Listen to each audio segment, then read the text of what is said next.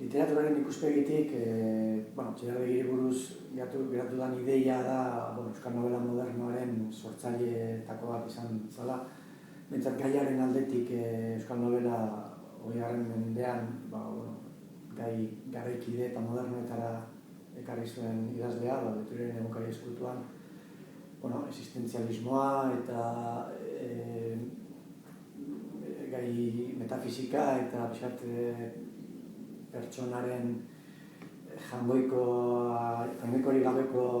gizakiaren sentimendu tragiko hori edo ekarri zuen literaturara, ordura arte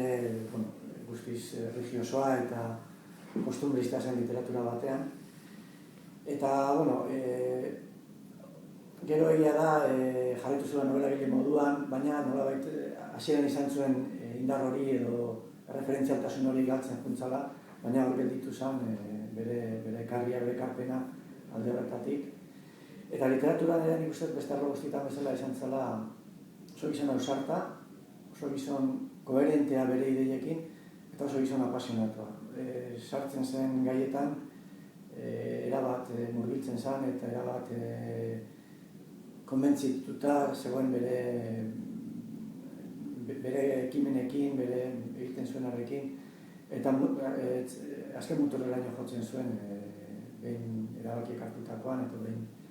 nondik nora jo behar zen erabakitakoan. Nik berarekin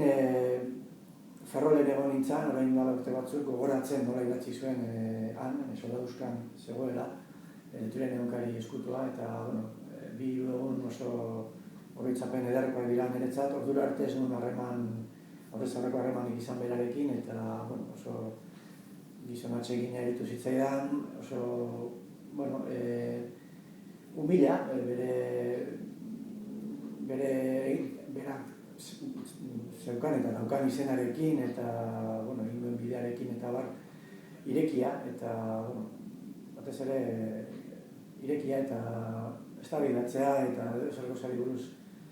hitz egitea gustatzen zitzaiona, eta batzutan gogorra nola zen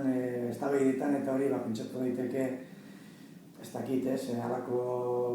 norbaitek izan dezake halako irudi bat